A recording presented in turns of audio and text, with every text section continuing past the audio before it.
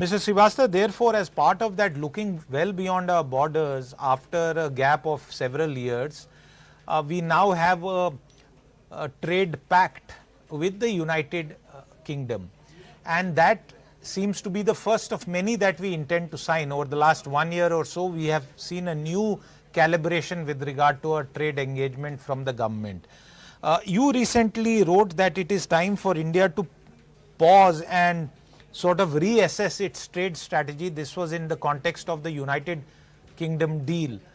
Why do you believe that is the case? Siddharth, we have been signing free trade agreements for at least 25 years now. The first one we signed a comprehensive free trade agreement with Sri Lanka in 1998. And since then, we have signed with Singapore, ASEAN, Japan, South Korea, now 2 years back, Singapore, then with Switzerland, Norway, now with the UK, in between UAE. So we have host of free trade agreements. And so we say we are at the right juncture. We completed our FTAs with the Eastern Bloc countries.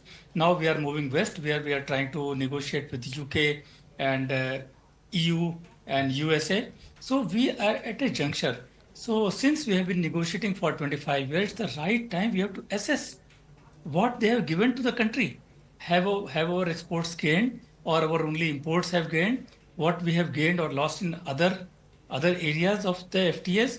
So this will be a great guide for the negotiators for future development. Are there any lessons for them? But unfortunately, I have not seen any in-depth study on the performance of the FTAs.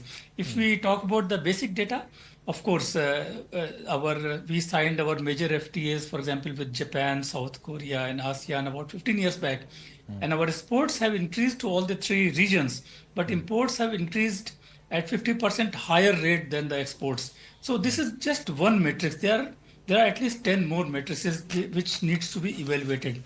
So I say we must evaluate at this point. We completed 25 years. Country must know how they have performed. Are there any lessons? Do we need any course correction? That's the background.